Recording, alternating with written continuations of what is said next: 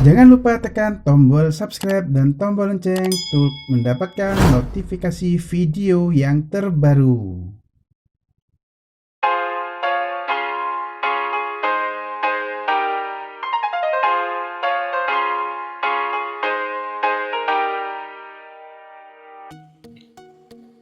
Bismillahirrahmanirrahim. Assalamualaikum warahmatullahi wabarakatuh.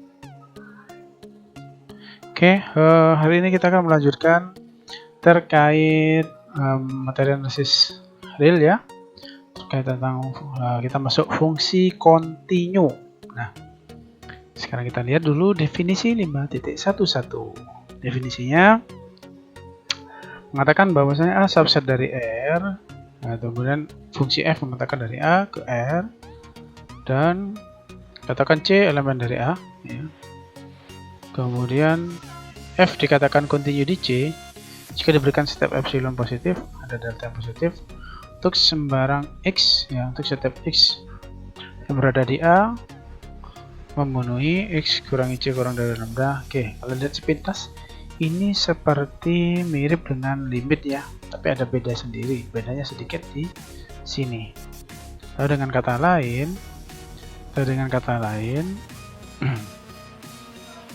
penjelasan di sini f itu fungsi f dikatakan continue, f continue di C ya, di C jika yang pertama adalah limit x menuju C fx ada, kemudian yang kedua nilai f C ada ya, yang ketiga limit x menuju C fx sama dengan fc. Nah, intinya ini definisi dari 5.1 menunjukkan bahwa limit f nya ada, nilai fc nya ada, kemudian nilai limit sama dengan nilai fc nya. Itu dikatakan continue. Secara definisi analisis realnya, setiap epsilon ada delta di setiap x elemen A yang memenuhi ini, sehingga kemudian f kurang fc kurang dari epsilon. Itu definisinya. Oke, selanjut.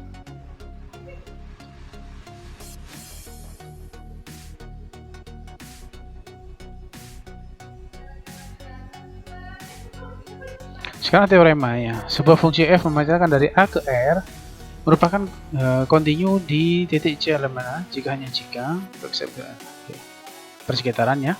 Oke, sini menjelaskan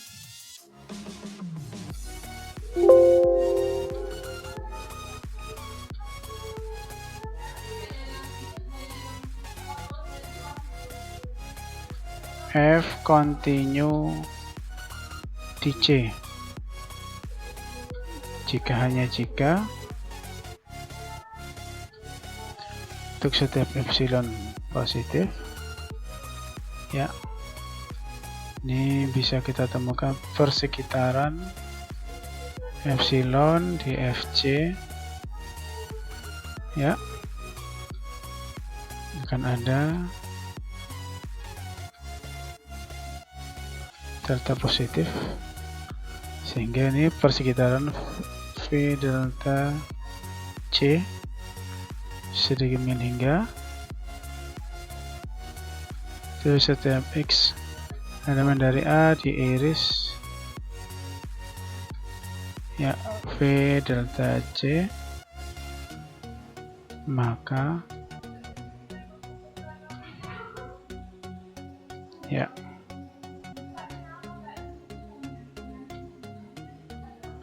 F nah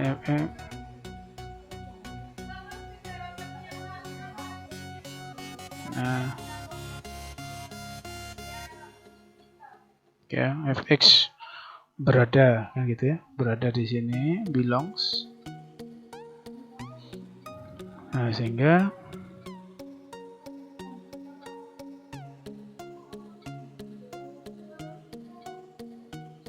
bahwasanya fungsi A iris V delta C itu subset dari persekitaran epsilon Fc di Fc. Oke, teorema ini menyatakan seperti ini. Ini sebenarnya sama dengan teorema pada limit ya. Sekarang kita lihat F continue di C, berarti nanti akan ada setiap epsilon yang positif ada delta yang positif ya, sehingga untuk setiap X elemen dari A diiris ya, diiris dengan begini, dengan sifat saya definisi dulu dengan sifat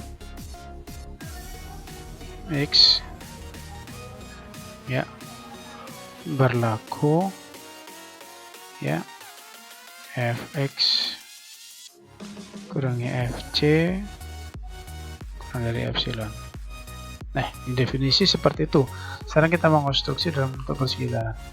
Nah, dalam konstruksi persekitaran, sekarang kita lihat setiap epsilon positif akan ada ini. Artinya di sini ya nilai Fx. Nah, secara ilustrasi untuk memudahkannya,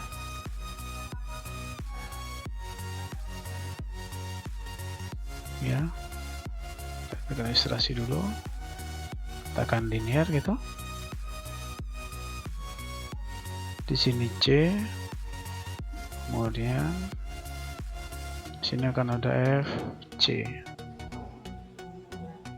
Ya, itu kemudian di sini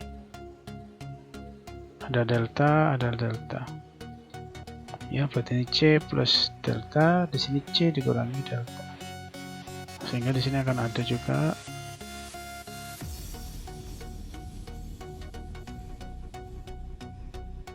ya, berarti di sini Fc plus epsilon, di sini adalah Fc dikurangi epsilon. Oke, selanjutnya, nah sini kita lihat, ya, dia dikatakan kontinu jika untuk setiap epsilon kita bisa menemukan persekitaran Fc. Ya, jadi kita bisa menemukan ada untuk setiap persekitaran ini. Saya ganti warna dulu. Nah, ini disebut ya V epsilon Fc. Ya, dari titik ini ke titik ini itu F epsilon. Nah, dari persekitaran ini, persekitaran epsilon di C, di Fc, itu kita bisa menemukan delta, ya, bisa menemukan delta ini, ya, kita bisa menemukan delta. Sehingga akan ada persekitaran delta C. Ini V delta C, ya, V delta C. Oke, V delta C itu apa? V delta C jelas merupakan ini ya, jadi dia diiris dengan ini A. Misalkan ini adalah A.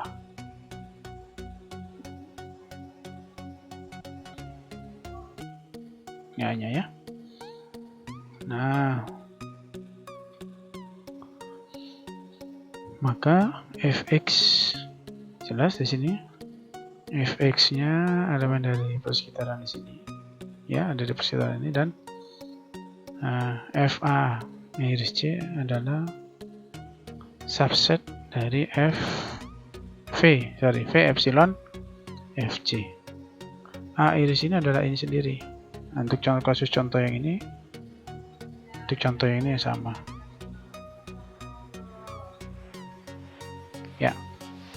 Ya, sehingga dari sini ini bisa kita tulis hanya merubah simbol saja. Berarti kalau kita pakai persekitaran, ada persekitaran epsilon Fc untuk setiap persekitaran ya. Untuk epsilon positif kita bisa menemukan persekitaran Nick-Bohr epsilon on FC ya. Untuk setiap epsilon kita bisa menemukan ini, akan ada ini, kemudian kita dapat menemukan delta positif sehingga ya ada persekitaran del C ini dengan sifat ya, sedemikian hingga X nya adalah elemen dari irisan ya, untuk setiap X elemen dari A diiris delta C ya. Maka ya di sini fx nya akan menjadi elemen dari f a iris. Nah, itu termnya ya, cukup clear. Lanjut sekarang untuk sequential criteria of continuity, barisan ya, kriteria barisan pada fungsi kontinu. Fungsi f dikatakan kontinu di C jika hanya jika untuk setiap barisan xn konvergen ke C dan konvergen. Nah, ini sama, ini hampir sama seperti limit ya. F oke. F kontinu di C, maka jikanya jika untuk setiap barisan konvergen ke C untuk setiap elemen oke, maka F barisan ini konvergen ke FC.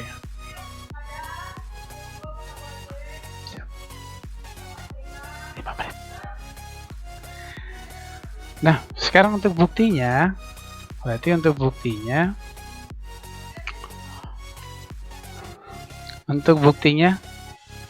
F kontinu di C berarti, nah, kan, menurut definisinya nanti akan ada setiap epsilon yang positif. Tadi langsung saja diberikan ya, diberikan epsilon positif karena F kontinu di C. F kontinu di C berarti akan ada delta yang positif untuk setiap X elemen dari A diiris dengan persekitaran delta C gitu ya, berlaku Fx kurangi Fc kurang dari epsilon ya, kurang dari L. Kemudian berarti, nah ini tinggal kita konstruksi saja, konstruksi bentuknya di sini.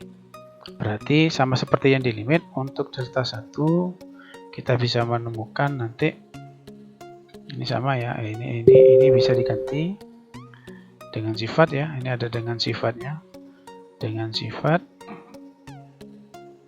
X kurangi C kurang dari delta kan gitu.